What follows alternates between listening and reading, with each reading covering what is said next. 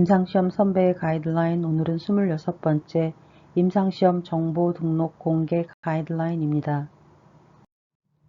2018년 10월 25일 식품의약품안전처가 발표한 보도참고 자료에는 의약품 등의 안전에 관한 규칙 주요 개정 사항을 담고 있습니다.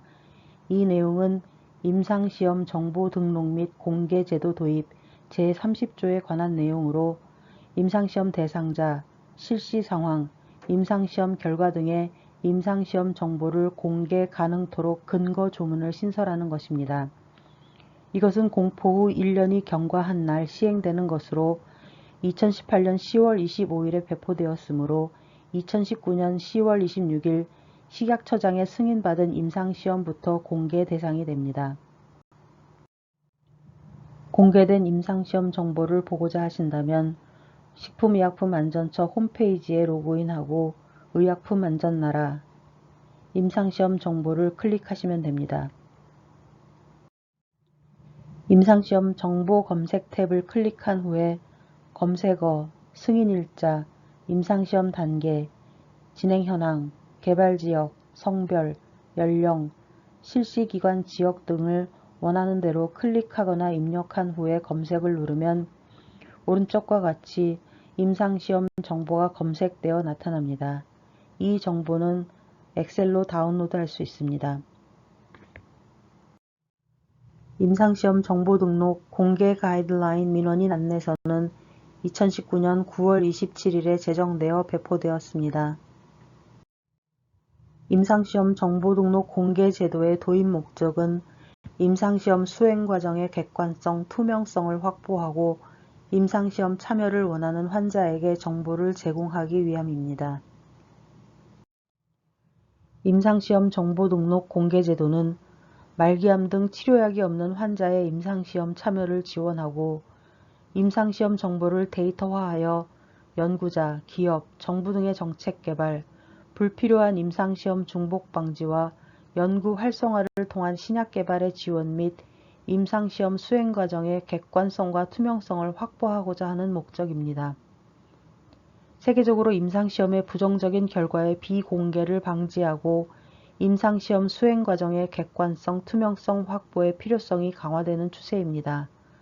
국제의학학술지 편집인위원회에서는 논문 게재 시 임상시험 정보 등록이 요구되고 있으며 세계보건기구 WHO에서는 국제임상시험 등록 플랫폼의 구축, 운영을 통해 국제적인 임상시험 등록의 활성화를 위해 노력하고 있습니다. 임상시험 정보 등록 공개 제도의 법적 근거가 되는 관련 법령은 다음과 같습니다. 약사법 제34조, 임상시험의 계획 승인 등, 의약품 등의 안전에 관한 규칙 제30조, 임상시험의 실시 기준 등, 의약품 등의 안전에 관한 규칙 부칙, 약사법 제34조 1. 의약품 등으로 임상시험을 하려는 자는 그에 관한 계획서를 작성하여 식품의약품안전처장의 승인을 받아야 하며 승인받은 사항을 변경하려는 경우에도 총리령으로 정하는 바에 따라 변경 승인을 받아야 한다. 다만 임상시험 계획서 중 총리령으로 정하는 사항을 변경하려는 경우에는 식품의약품안전처장에게 보고하여야 한다. 제1항에도 불구하고 판매 중인 의약품 등에 대하여 그 품목 허가를 받거나 품목 신고를 한 범위에서 임상적인 효과 등을 관찰하고 이상 반응이 있는지를 조사하기 위한 시험 등 총리령으로 정하는 임상시험은 제1항에 따른 승인을 받지 아니할 수 있다. 의약품 등의 안전에 관한 규칙 제30조 임상시험 계획 승인을 받은 자는 해당 임상시험을 실시하는 경우 다음 각목의 구분에 따라 해당 정보를 기간 내에 식품의약품안전처장에게 제출할 것. 가. 최초 및 최종 시험 대상자 현황. 최초 및 최종 시험 대상자를 선정한 날부터 30일 이내. 다국가 임상시험의 경우는 최종 시험 대상자의 참여가 확정된 날을 말한다. 나. 최종 시험 대상자 관찰 종료 현황. 관찰 종료일부터 20일 이내. 다. 임상시험 실시 상황. 매년 실시한 상황을 다음해 3월 말까지. 라. 임상시험 최종 결과. 최종 시험 대상자 관찰 종료일부터 1년 이내 다국가 임상시험의 경우 국외 시험 대상자를 포함한다. 의약품 등의 안전에 관한 규칙 제30조 제3항 식품의약품안전처장은 법 제34조에 따라 승인 또는 변경 승인을 받은 임상시험 계획서와 제1항 제10호 각목의 구분에 따라 제출받은 자료를 관련 법령에 따라 식품의약품안전처장이 운영하는 인터넷 홈페이지에 공개할 수 있다. 의약품 등의 안전에 관한 규칙 부칙 제1조 이 규칙은 2018년 10월 25일부터 시행한다. 다만 다음 각 호의 구분에 따른 개정 규정은 각각 해당 호에서 정하는 날부터 시행한다. 제30조 제1항 제10호 및 같은 조 제3항 별지 제32호 서식 및 별지 제33호 서식의 개정 규정 공포한 날부터 1년이 경과한 날. 임상시험 정보 공개 대상 정보의 범위는 다음과 같습니다. 신청인 정보, 임상시험 개요, 임상시험용 의약품 정보, 임상시험 설계 정보, 임상시험 실시 상황 정보, 임상시험의 수행 평가 방법, 임상시험 대상자 정보, 문의처. 여기서부터는 클리니컬 트라이얼스 GOV와 관련된 임상시험 정보 공개 등록 제도에 대해서 살펴보겠습니다. 클리니컬 트라이얼스 GOV PRS Protocol Registration and Result System은 웹-베이스드 데이터 엔트리 시스템으로 임상시험을 등록하거나 등록된 임상시험의 결과 정보를 제출하는 것입니다. FDA AA801 Food and Drug Administration Amendment Act 801 섹션이 임상시험 등록과 결과보고 제출에 관련된 법규입니다. 이 법적 요구사항은 2007년 9월 27일부터 유효하며 Public Health Service Act 402j2에 성문화되고 FD&C Act, Federal Food, Drug and Cosmetics Act의 개정에 반영되었습니다. 이 규제는 2017년 1월 18일부터 유효하며 2017년 4월 18일부터는 규정을 준수하여야만 합니다. 클리니컬 트라이얼스 GOV에 등록하고 업데이트해야 하는 임상인지 확인하기 위한 체크리스트가 ACT, Applicable Clinical Trial 체크리스트입니다. 질문 항목은 4개로 많지 않습니다. 한 페이지 문서인데 이 슬라이드에서는 4개의 질문 중 2개를 캡처하였습니다. 첫 번째 질문은 Interventional Study인지입니다.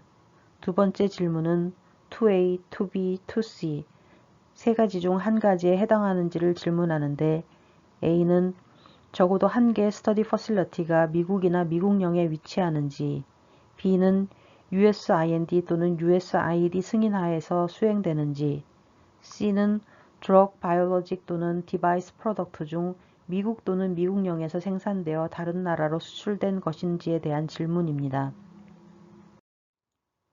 세 번째 질문은 드럭, 바이올로지컬 또는 디바이스 프로덕트 중 미국 FDA 규정에 따라야 하는 것이 있는지이며 페이즈 1 임상시험이나 디바이스 피저빌리티 스터디는 클리니컬 트라이얼스 GOV에 등록하거나 업데이트하지 않아도 됩니다.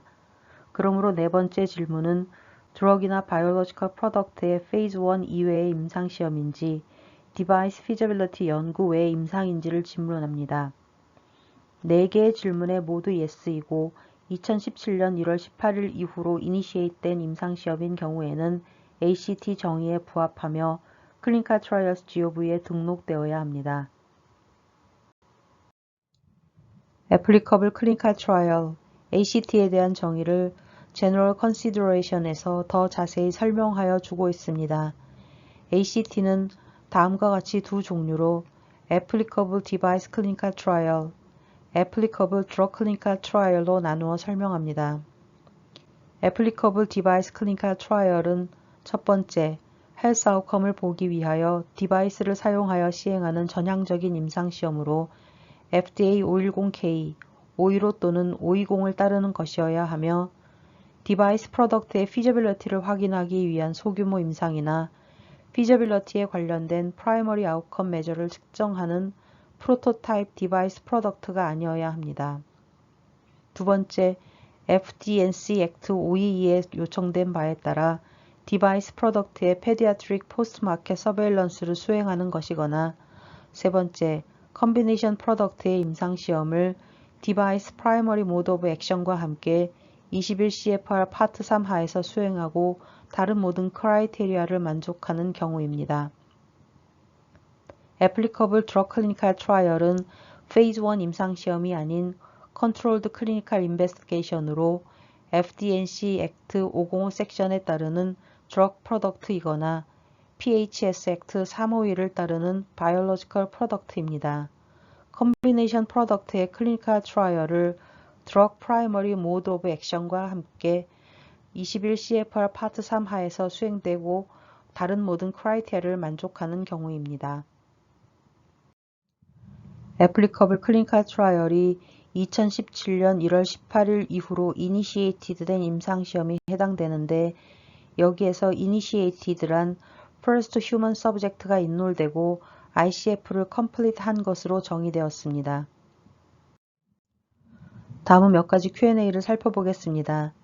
ACT 체크리스트에서는 미국 또는 미국령에 적어도 하나의 스터디 퍼실러티가 위치하는 경우 클리니컬 트라이얼스 GOV에 등록 해당하는 임상시험이라고 하였는데 처음에는 US 사이트가 없었으나 나중에 US 사이트가 추가되었고 클리니컬 트라이얼스 GOV에 등록 해당하는 임상시험이 되었을 때는 US 사이트를 처음 등록하고 21일 이내에 규정에 부합하도록 하여야 합니다. ACT 체크리스트에서는 미국 또는 미국령에 적어도 하나의 스터디 퍼실러티가 위치하는 경우 클리니컬 트라이얼스 GOV에 등록 해당하는 임상시험이라고 하였는데 미국 또는 미국령에 위치한 스터디 퍼실러티가 스터디 코디네이팅 센터이고 환자는 등록하지 않는다면 파티시페이팅 퍼실러티라고 할 수 있는지에 대한 질문에서 스터디 오버사이트, 데이터 매니지먼트와 어널리시스 서포트만 제공하는 스터디 코디네이팅 센터이고 환자는 등록하지 않는다면 파티시페이팅 퍼실러티로 간주하지 않는다고 합니다. 드럭, 바이올로지컬 또는 디바이스 프로덕트 중 미국 또는 미국령에서 생산되어 다른 나라로 수출된 경우는 애플리커블 스터디입니다만 포장, 라벨링만 한다면 미국에서 생산되는 것으로 간주되는 것인지에 대한 질문에서 포장 또는 라벨링이 미국에서 진행된다면 미국에서 생산된 것으로 간주된다고 하였습니다. Phase 1 임상시험이나 Device Feasibility Study는 Clinical Trials GOV에 등록하거나 업데이트하지 않아도 됩니다. 그렇다면 Phase 1, 2 트라이얼의 경우에는 Clinical Trials GOV에 등록해야 하는 임상인지에 대한 질문에서 Phase 1, 2 트라이얼은 Phase 1 연구로 간주되지 않으며 다른 요건이 만족된다면 Clinical Trials GOV에 등록해야 합니다. Bioequivalence Study, Comparative Bioavailability Study는 Phase 1 트라이얼로 간주되어 Clinical Trials GOV에 등록하지 않아도 됩니다. 이 슬라이드에서 보이는 Voluntary Submission Flow 차트는 Decision Tree처럼 Clinical Trials GOV에 등록해야 할지의 여부를 Yes, No로 Decision Tree에서 확인할 수 있습니다. Clinical Trials GOV에 등록하고 결과를 제출해야 할 책임은 21 CFR 50.3에 정의된 바와 같이 의뢰자이거나 의뢰자가 지정한 경우 Principal Investigator입니다. 이 경우 Principal Investigator는 임상시험으로부터 도출된 자료에 접근할 수 있어야 하고 관장하고 있어야 하며 임상시험 결과를 출판할 권리가 있고 임상시험 정보 제출에 필요한 요건을 만족할 능력이 있어야 합니다. Expanded Access Use는 PHS Act 402J 섹션에 정의된 Applicable Clinical Trial이 아닙니다. Clinical Trials GOV에 등록하지 않아도 되는 임상시험 종류는 다음과 같이 정리할 수 있습니다. Investigational Product나 Biological Product의 Phase 1 임상시험은 제외됩니다. Device Product의 Feasibility를 확인하기 위한 소규모 임상시험이나 프로토타입 디바이스를 테스트하기 위한 임상시험 등 프라이머리 아웃컴이 헬스 아웃컴을 보는 것이 아니라 피저빌리티에 관련된 것은 제외됩니다. Behavioral Intervention과 같이 drug, biological device product가 포함되지 않은 임상시험은 제외됩니다. 코호트 연구와 같은 non-interventional, observational 연구도 제외됩니다. 해당되는 임상시험이 아님에도 불구하고 의뢰자가 자발적으로 Clinical Trials GOV에 임상시험 관련 정보를 제출하는 경우 PHS 액트 402J와 관련 법규를 따라야 할 수 있습니다. 의뢰자 또는 지정된 PI는 첫 환자가 인롤되고 21일 이내에 필요한 임상시험 관련 정보를 Clinical Trials GOV에 제출해야 합니다. 날짜와 관련된 예외사항은 이미 2021년이기 때문에 현재는 해당 사항이 없습니다. Clinical Trials GOV의 결과 정보가 제출되어야 하는 임상시험은 FDA가 승인하고 허가하거나 처리한 드럭 프로덕트, 바이올로지컬 프로덕트, 디바이스 프로덕트 관련이어야 하나 FDA가 승인하거나 허가하거나 처리하지 않은 드럭 프로덕트, 바이올로지컬 프로덕트, 디바이스 프로덕트에도 확대됩니다. 테이블 형식으로 파티스펀트 플로우를 요약 정리하여 제출하여야 하며 데모그래픽, 베이스라인 캐릭터리스틱, 프라이머리와 세컨더리 아웃컴, 통계 테스트의 결과, 이상 반응 정보, 풀 프로토콜과 스태티스티컬 어널리시스 플랜이 제출되어야 합니다. 결과 정보는 프라이머리 컴플리션 데이트로부터 12개월 이내에 의뢰자 또는 지정 PI와 같이 책임있는 당사자가 제출하여야 합니다. 결과 정보를 이전 슬라이드에서 설명드린 것처럼 12개월 이내에 제출하지 않고 지연하여 제출할 수도 있는데 이 경우에는 다음의 두 가지 요건 중 하나에 만족한다는 서티피케이션을 제출하여야 합니다. 새로운 사용에 대한 증명을 해야 되는데 FDA 승인된 드럭, 바이올로지컬 또는 디바이스 프로덕트의 새로운 사용을 하는 ACT 스터디이고 드럭, 바이올로지컬 또는 디바이스 프로덕트의 생산자가 임상시험의 의뢰자이며 FDA 승인 또는 처리 1년 이내에 제출하거나 이미 제출하였을 경우입니다. 결과 제출에 대한 데드라인은 드럭, 바이올로지컬 또는 디바이스 프로덕트를 FDA가 승인하거나 처리하거나 FDA가 레귤러토리 리뷰 사이클을 마쳤다는 증서를 발행하거나 또는 새로운 사용에 대한 신청이나 프리마켓 노티피케이션이 철회되고 30일입니다. 위와 같은 사항이 발생하지 않았다면 서티피케이션이 제출되고 2년입니다.